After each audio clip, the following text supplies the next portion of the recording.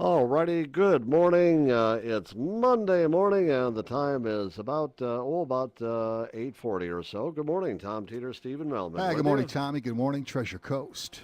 Well, yeah, we're glad you're with us and glad you join us, and of course, for a variety of reasons. But we're also glad to be joined here live on the phone with the Quit Doc, Dr. Barry Hummel. Good Uh, morning. Good morning. How are you guys? Oh, we're doing very well. I tell you, what a busy weekend for news, huh? The president Yeah. coming and all of that. Yeah, yeah. Anyway, hey, thanks so much for joining us this morning. Because of course, you and I have talked before. Of course, Dr. Barry Hummel, which is no relation to Hummel figurines, by the way. Although I should have asked you that. Well, I do have a common ancestor about 15 generations ago, Was that but I see no residuals. okay? You don't get paid for any of the little porcelain figurines. No, not really. Yeah. Uh, anyway, it's good to talk to you, Doc. Thanks. Yeah, you're, of course, the Quick Doc Foundation. You've been working with Martin County and Port St. Lucie and all of that very closely now for a number of years, trying to encourage kids and people to stop smoking. And it's a new school year. I know that you really get into the schools. What do you have going on now that we're in the new school year?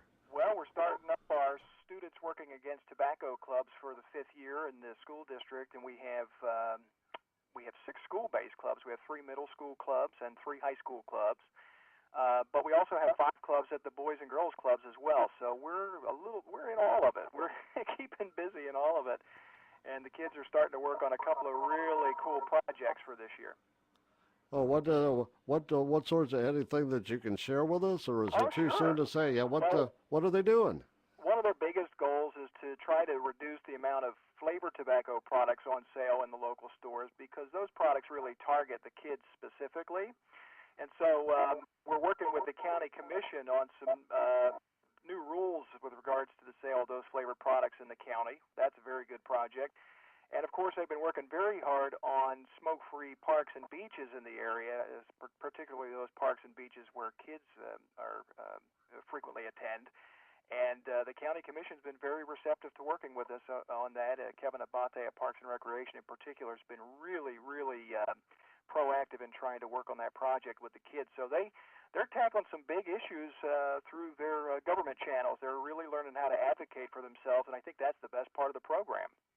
Well, Barry, I remember last year around Halloween time, you and a couple of your students came up to, were at a Martin County Commission meeting where you were targeting trick-or-treat candy, Halloween candy, and you were saying the same thing then. And I was amazed at how many products that you had set out on the table at the County Commission meeting to show people, look at all the candy-flavored type tobacco products meant to lure kids. I was amazed at how many there were.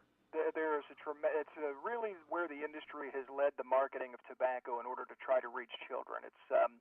It's really very deceptive, and I don't have any beef with candy. I want to be very clear. But what happens is that the tobacco manufacturers actually put the materials in packages that mimic candy packages.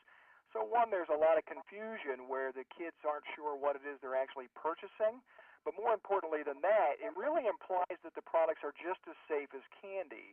And so it's really, really important that, one, we get the message out that these products are, in fact, just as dangerous and just as addictive as the regular adult products, but also that that kind of packaging really has no place in the stores because of the way it targets kids. And to try to get the retailers to recognize that that's a problem and try to either hide it under the counter so that if adults want it, they can get it, or to maybe even put it in certain stores where only adults are allowed to shop. Something that's reasonable for adults who still want access to those types of products, but where it's really not in the face of kids day in and day out when they're walking home from school. Stephen and I are probably both old enough, I am anyway, to remember the days when we were kids and you used to have candy Oh, cigarettes sure. that actually came in like Winston boxes or looked like Winston or Mm-hmm. Salem and all that. Mm-hmm. I remember Those that very well, Tom. Yeah. those products are still available, Are Tom. they They're just really? not as common as when you and I were growing up. It was in every dime store on the corner. They But now sure they're were. kind of limited to specialty stores. Ice cream parlors tend to carry them. Sometimes places that have sort of old school retro candy, like a Cracker Barrel shop may carry them. So they still float around, but the twist now is that the products themselves mimic the candy. It's not the candy mimicking tobacco anymore to give kids kind of a prop to practice. It's even more dangerous because it's the products now mimicking the candy.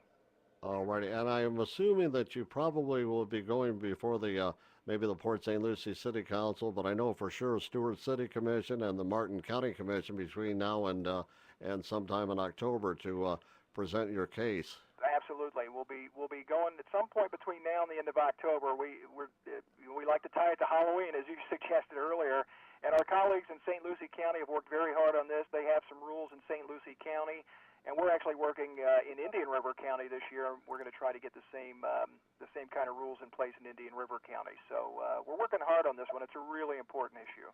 Alrighty, gee, I'm going to ask you the stupidest question you've ever been asked. Gee, do you have a web page? We do have a web page. The Tobacco Free Partnership in Martin County web page is available at www.tfpmc.org. That stands for Tobacco Free Partnership Martin County, tfpmc.org. And all this information is available there. Alrighty, yeah, go and check it out. Alrighty, and I of course watch and monitor every Martin County Commission meeting. I'll be watching for you this year. All right. And Tom, if you're interested, we're having an open house at our new office over in Palm City. It's at 945 Southwest Martin Downs Boulevard. We're having that tomorrow afternoon from 3 to 5:30. Please stop by, Tom. We'd love to see you. Yeah, the phone was really distorted there when you first started to talk about that. I know you've got new offices in Palm City that you're dedicating tomorrow. Tell us that one more time, if you would. It's at 945 Southwest Martin Downs Boulevard in Palm City. And we're having an open house tomorrow, 3 to 5:30, and we'd like to have you stop by if you have time, Tom. Okay, now is that which shopping center is that, or office Not in complex? a shopping center. It's in a freestanding house across from a little bit catty corner from the Boys and Girls Club there in Palm. Oh, okay, I know exactly where you're at there. Okay, yeah, I know exactly where that's at. Okay, well that's good to know. Okay, Excellent. alrighty. If I can get a car that runs, maybe I'll be there. If I can afford to put a Tiger in my tank, I'll be there. All righty. See you, Doc. All right, thanks for your time, Tom. Sure thing. Always good today. He's good.